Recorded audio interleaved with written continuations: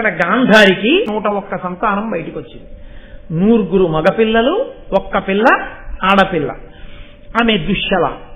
ఆ దుర్యోధనుడు మొట్టమొదట పుట్టగానే ఎన్ని అపశకునాలు కనపడ్డాయంటే చుట్టుపక్కల అరణ్యాలలో ఉన్న క్రూర మృగాలన్నీ సంతోషంగా అరిచేయట.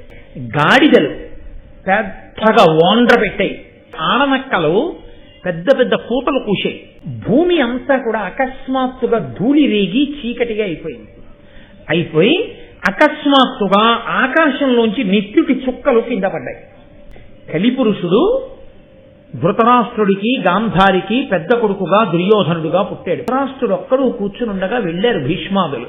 వెళ్ళన్నారు, కులాన్ని నాశనం చేసేవాడు పుట్టాడని మేము అనుకుంటున్నాం, ఇతని వలన దేశమంతా కూడా పాడవుతుంది, లేకపోతే ఇన్ని దుర్నిమిత్తములు కనపడవు, కాబట్టి రాజా నా మాట విని ఆ కొడుకుని విడిచిపెట్టేసేయి అన్నారు.